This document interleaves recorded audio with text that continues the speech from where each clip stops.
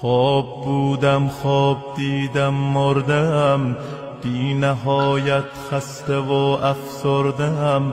تا میان گور رفتم دل گرفت، قلب کن سنگ لحد را گل گرفت. بالش زیر سرم از سنگ بود، غرق ظلمت سوت و کور و تنگ بود. هر که آمد پیش حرفی راند و رفت، سوره حمدی برایم خواند و رفت. خسته بودم هیچ کس یارم نشد، تشنه بودم در پی یک جرعه آب. آمدن از راه نزدم دو ملک، تیره شد در پیش چشمانم فلک. یک ملک گفتا بگو دین تو چیست، دیگری فریاد زد رب تو کیست. گرچه پرسش ها به ظاهر ساده بود، لرزه بر اندام من افتاده بود. چهره ام از شرم می شد سرخ و زرد، بار دیگر بر سرم فریاد کرد. در میان عمر خود کن جستجو، کارهای نیک و زشتت را بگو. هرچه می کردم به اعمالم نگاه، بر زبان آوردنش دشوار بود. چاره ای جز لب فرو بستن نبود، گرز آتش بر سرم آمد فرود. چون ملائک ناامید از من شدن، حرف آخر را چنین با من زدن. عمر خود را ای جوان کردی تباه، نامه اعمال تو باشد سیاه.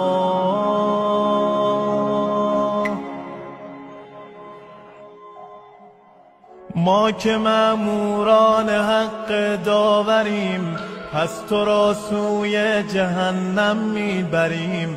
ناامید از هر کجا و دلفکار، میکشیدندم به خفت سوی نار. ناگهان الطاف حق آغاز شد، از جنان درهای رحمت باز شد. مردی آمد از تبار آسمان، دیگران چون نجم و او چون کهکشان. صورتش خورشید بود و غرق نور، جام چشمانش پر از خمر طهور. چشمهایش زندگانی می سرود، درد را از قلب انسان می زدود. بر سر خود شال سبزی بسته بود، بر دلم مهرش عجب بنشسته بود. کی به زیبایی او گل می رسید، پیش او یوسف خجالت می کشید. دو ملک سر را به زیر انداختن، بال خود را فرش راهش ساختن. غرق حیرت داشتن این زمزمه، آمده اینجا حسین فاطمه. صاحب روز قیامت آمده، گوییا بهر شفاعت آمده. سوی من آمد مرا شرمنده کرد، مهربانانه به رویم خنده کرد.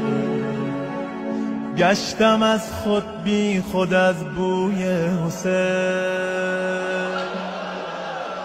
من کجا و دیدن روی حسین. گفت آزادش کنید این بنده را، خانه آبادش کنید این بنده را. این که اینجا این چنین تنها شده، کام او با تربت من وا شده. مادرش او را به عشقم زاده است، گریه کرده بعد شیرش داده است. خویش را در سوز عشقم آب کرد، عکس من را بر دل خود قاب کرد. بارها بر من محبت کرده است، سینه‌اش را وقف هیئت کرده است. سینه چاک آل زهرا بوده است، چای ریز مجلس ما بوده است. اسم من راز و نیازش بوده است، تربتم مهر نمازش بوده است. پرچم من را به دوشش می کشید، پا برهنه در عزایم می دوید. بهر عباسم به تن کرده کفن، روز تاسوعا شده سقای من. اقتدا بر خواهرم زینب نمود، گاه می شد صورتش بهرم کبود. تا به دنیا بود از من دم زده، او غذای روزه‌ام را هم زده. قلب او از حب ما لبریز بود، پیش چشمش غیر ما ناچیز بود. با ادب در مجلس ما می نشست، قلب او با روزه ما می شکست. حرمت ما را به دنیا پاس داشت، ارتباطی تنگ با عباس داشت. اشک او با نام من می شد روان، گریه در روزه نمی دادش امان. بارها لعن امیه کرده است، خویش را نذر رقیه کرده است. گریه کرده چون برای اکبرم، با خود او را نزد زهرا میبرم. هرچه باشد او برایم بنده است، او بسوزد صاحبش شرمنده است.